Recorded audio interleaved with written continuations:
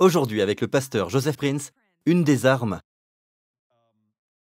les plus subtiles de l'ennemi contre le corps de Christ, particulièrement maintenant, plus que jamais, contre les ministres, les pasteurs, les leaders, les évangélistes, les apôtres, les personnes qui sont à l'œuvre, qui travaillent de tout leur cœur pour le peuple et qui proclament Jésus. Le diable semble apporter l'arme du découragement et de la dépression. Et certains parmi vous aussi, vous attendez peut-être des résultats dans certains domaines de votre vie, mais vous vous demandez, jusqu'à quand, Seigneur? Tout comme David demanda au Seigneur, jusqu'à quand, Seigneur? Jusqu'à quand? Dieu a-t-il oublié d'avoir compassion?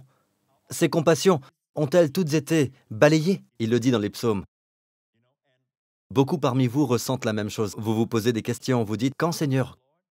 Comment se fait-il que cela ne m'arrive pas? Comment toutes ces bonnes choses arrivent-elles aux autres, mais pas à moi? Quand sera mon tour? Et ces pensées peuvent devenir, souvent même, des pensées dures envers Dieu. Et même des pensées amères. Eh bien, Dieu prend soin de vous. Dieu vous aime. Il connaît le nombre de cheveux sur votre tête. Il sait exactement ce que vous traversez. Et il ne va pas perdre le contrôle, d'accord? Juste parce que vous avez ces pensées. Il vous aime. Et je crois qu'il m'a donné une parole qui va vous libérer, qui vous aidera. Puis-je avoir un bon amen? Nous allons voir l'histoire d'un homme appelé Élie. Dans cette histoire, nous avons Akab, le roi d'Israël. Il était un méchant roi, mais sa méchanceté est issue de son amour pour les plaisirs coupables. Il aime manger et boire. Il se fiche bien de savoir si le peuple adore Baal. Il ne se soucie guère de savoir si le peuple adore ou n'adore pas Baal, ou s'il adore Jéhovah, du moment que son ventre est rempli. Il est ce genre de roi. Mais sa femme, par contre, est la méchanceté personnifiée, dans ce sens qu'elle emploie toute son énergie pour promouvoir le culte de Baal, qui demande des sacrifices d'enfants et toutes sortes d'immoralités. Et elle a exterminé un grand nombre de vrais prophètes de l'Éternel. Et elle est la femme du roi Akab. Lorsque vous mettez les deux ensemble, vous avez comme une explosion d'immoralité. Et toutes sortes de souillures et l'obscurité règnent dans le royaume d'Israël. Donc, durant ce temps, ils sont en train d'adorer Baal pour qu'il pleuve. Vous pouvez donc comprendre la nature de la famine. Comment Dieu a mis Baal KO. Dans ce scénario obscur, apparaît cet homme.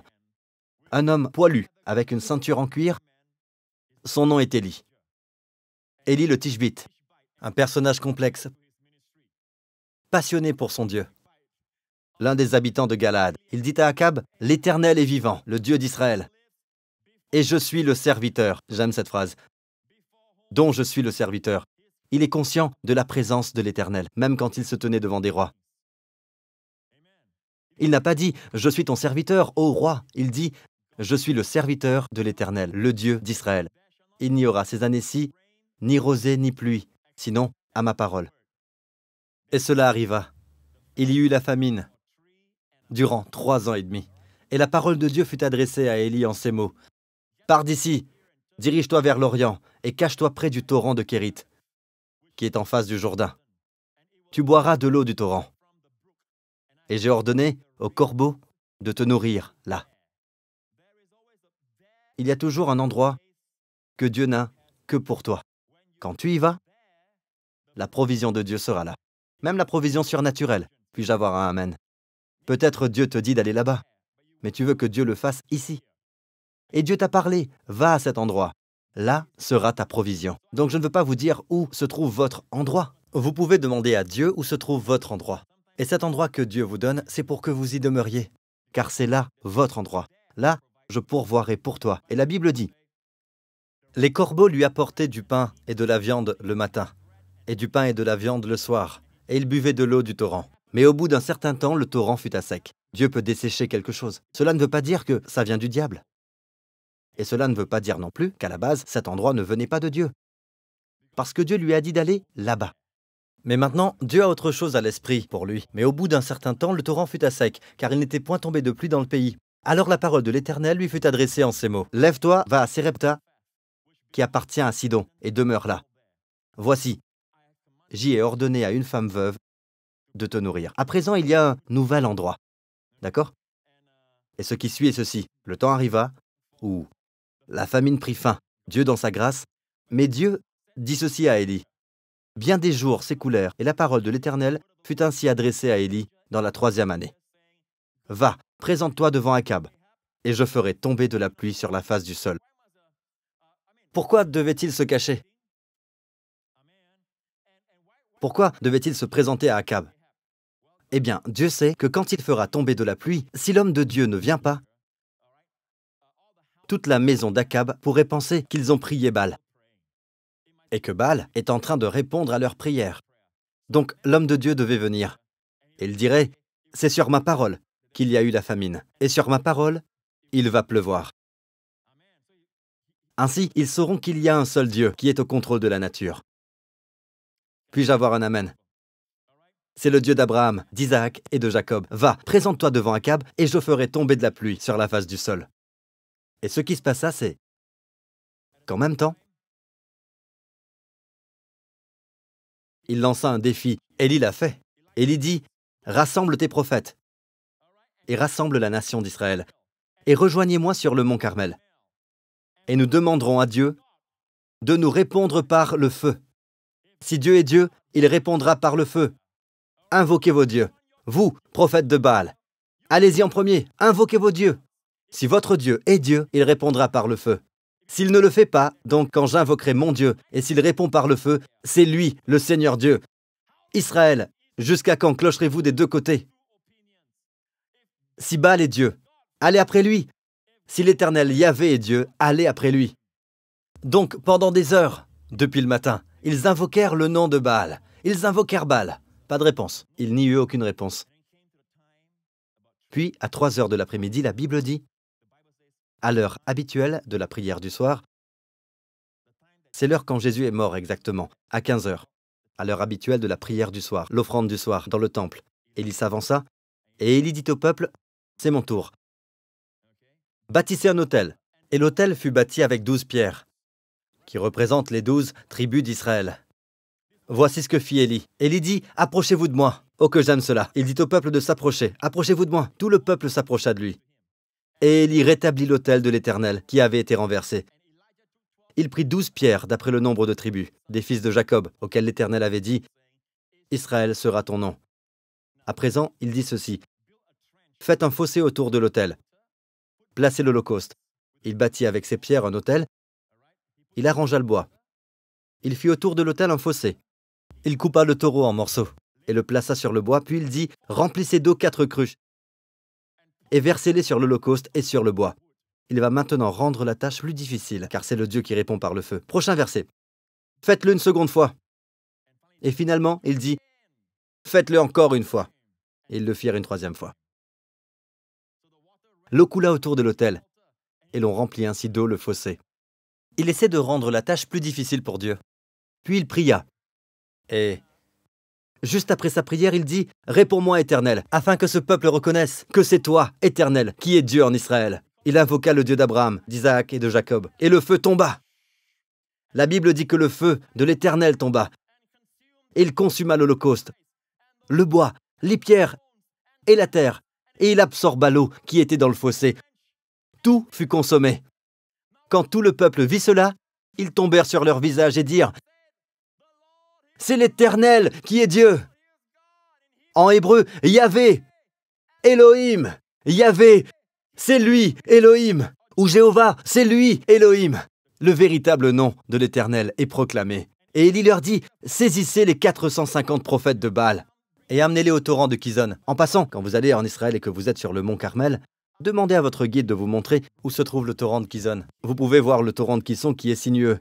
C'est là que les prophètes de Baal, 450 d'entre eux, furent amenés et exécutés. Tous sans exception. Il les tua tous. Et Élie alla vers le roi Akab et lui dit, « Roi Akab, monte, mange et bois, car il se fait un bruit qui annonce la pluie. » Rappelez-vous toujours de ceci, après le jugement, vient la bénédiction. Savez-vous pourquoi nous sommes bénis aujourd'hui? Parce qu'il y a un jugement. Amis, après le jugement, il y a toujours une bénédiction. Il se fait donc un bruit qui annonce la pluie. Pendant 3 ans et demi, il n'y eut pas de pluie en Israël. Mais le prophète dit, « Roi Akab, monte et mange, monte dans ton char. Il se fait un bruit qui annonce la pluie. » Et il monta à nouveau au sommet du mont Carmel. Savez-vous pourquoi il fit cela? Se penchant contre terre, il mit son visage entre ses genoux.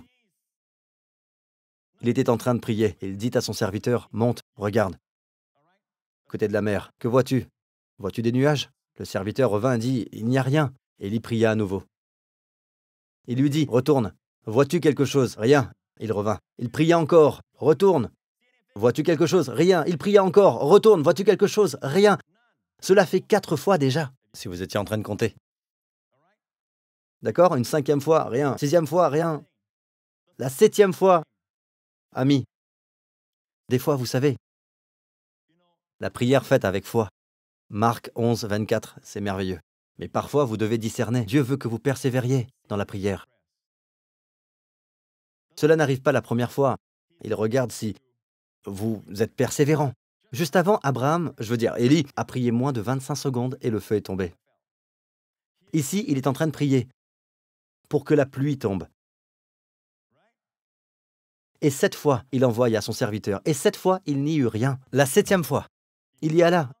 Le serviteur revint et dit, « Voici un petit nuage. » Il n'y a pas eu de nuage pendant 3 ans et demi, parce qu'il n'y a pas eu d'eau. Mais voici un nuage, comme la paume de la main d'un homme.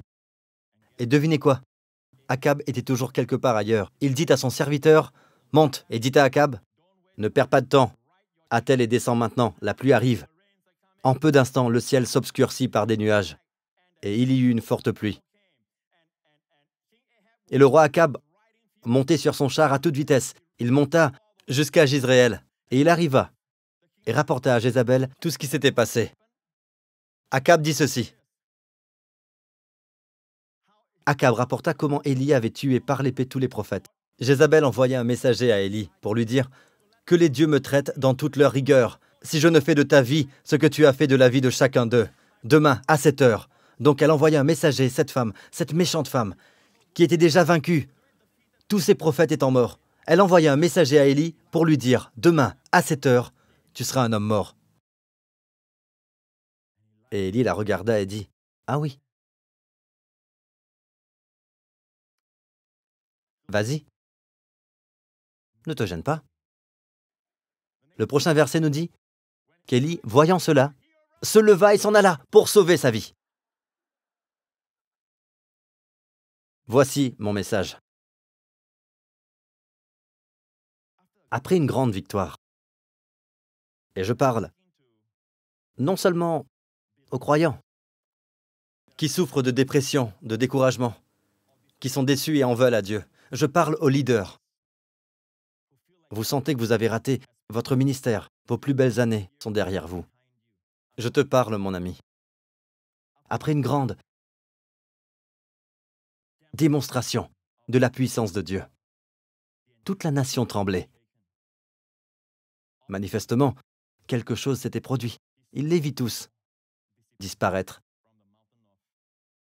du mont Carmel. Ils s'en allèrent. Akab est rentré pour manger et pour boire. Vous verrez que sa priorité est toujours de manger et boire. Peu lui importe si Dieu est Baal ou Dieu est Jéhovah. Il y a des gens comme cela. Il y a des gens, ils sont des pécheurs dans le sens qu'ils s'en fichent de savoir si Dieu existe ou pas. Tout ce qui compte, c'est mon ventre. Je me soucie de mon plaisir. Je me soucie de mon propre confort. Jézabel, par contre, est très malveillante. Et elle met en œuvre ses plans diaboliques. Et maintenant, elle dit, « Je vais te tuer, Élie. » Élie se leva et s'en alla pour sauver sa vie. Pourquoi? Il vit cela. Élie vit. Il commença à marcher par la vue. Élie, l'homme de foi, l'homme de Dieu, le serviteur de l'Éternel, qui pouvait dire à Dieu, « Je suis le serviteur de l'Éternel, qui est conscient de l'invisible, le Dieu invisible et invincible. » La tragédie est celle-ci. Quand nous voyons des foules disparaître, nous nous décourageons. Quand nous voyons nos finances s'amenuiser, nous nous décourageons. Quand nous regardons ce document qui rentre, demandant des réclamations ou le paiement d'une dette, nous nous décourageons. Nous sommes piégés par le visible. Le visible, c'est ce que le diable utilise. Regarde cette grosseur, regarde comme elle grossit. Regarde ton rapport, regarde ce que le rapport dit. Tout est visible. Nous perdons de vue le Dieu invisible. Élie oublia le Dieu qui l'a conduit à Kérit. Il oublia les corbeaux qui l'ont nourri de jour et de nuit. Il oublia la femme qui reçut l'ordre de le nourrir. Et il oublia la farine dans le pot qui ne manqua point, et l'huile dans la cruche qui ne diminua point. Il oublia le Dieu de la résurrection, qui ramena l'enfant de la mort à travers lui. Il oublia le Dieu qui répond par le feu, et la pluie qui y fit suite. Pourquoi? Parce que, ainsi, chacun de nous peut s'éloigner de la foi. Même si nous avons marché par la plus grande foi hier, nous pouvons retourner à la vue aujourd'hui. Donc, vous vous découragez. Il alla à Beersheba, la partie la plus haute, à l'extrémité sud, qui appartient à Juda. Donc, du nord, il alla vers le sud et y laissa son serviteur. Pour lui, il alla dans le désert, où après une journée de marche, il s'assit sous un genêt, sous un citis. Un genêt en Israël est comme... c'est un petit arbre, un arbuste, qui s'étend comme un auvent, qui donne de l'ombre. Donc, il se mit sous un genêt, il s'assit sous un genêt, et demanda la mort, en disant, « C'est assez! Maintenant, Éternel, prends mon âme, car je ne suis pas meilleur que mes pères. » J'avais cette impression. Et quand vous êtes découragé, déprimé, quand vous vous posez des questions, jusqu'à même questionner Dieu. Oh, Dieu vous laisse tranquille. Règle ça, mon fils. Règle ça, ma fille. Car tu es en train de douter de moi. Combien ont cette impression? En quelque sorte, j'ai l'impression que Dieu ne consacre pas trop de temps, ne traîne pas avec ceux qui sont découragés, ceux qui sont déprimés.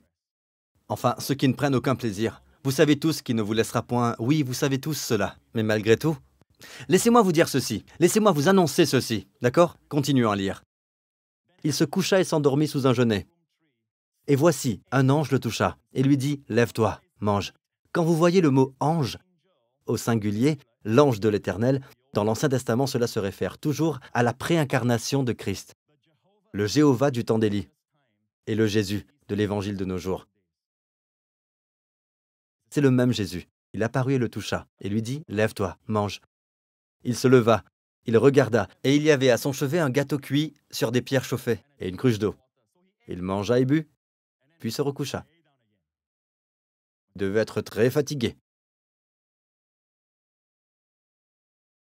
Et la Bible nous dit, l'ange de l'Éternel vint une seconde fois, le toucha et dit, « Lève-toi, mange, car le chemin est trop long pour toi. » Vous savez, beaucoup d'entre vous, Dieu sait, quand vous regardez au voyage devant vous, l'engagement que vous avez devant vous, les paiements qui doivent être faits avant le délai,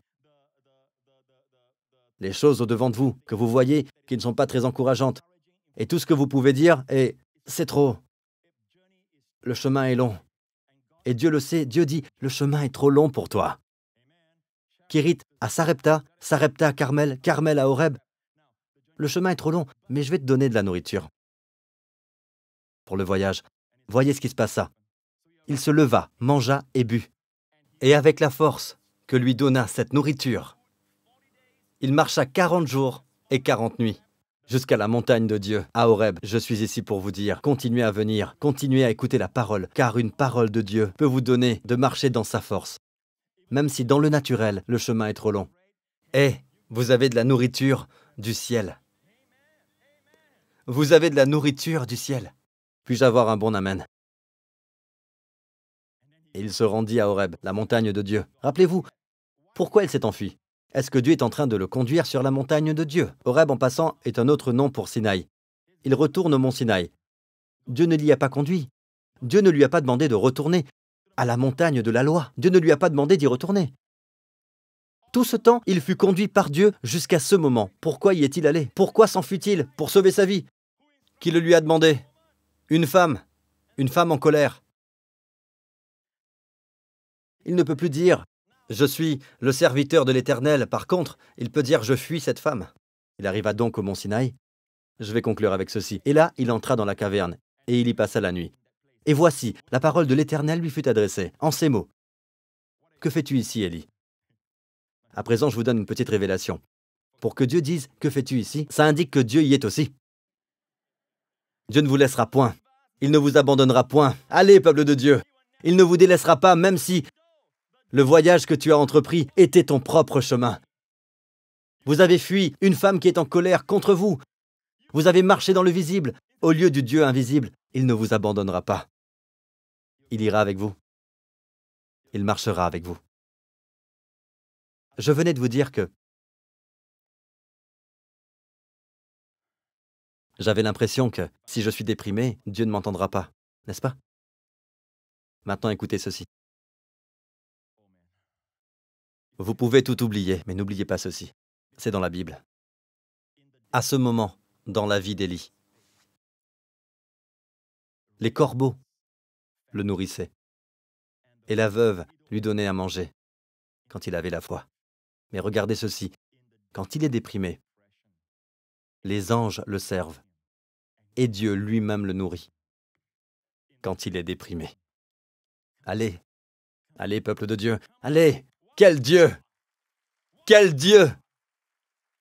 Quel Dieu!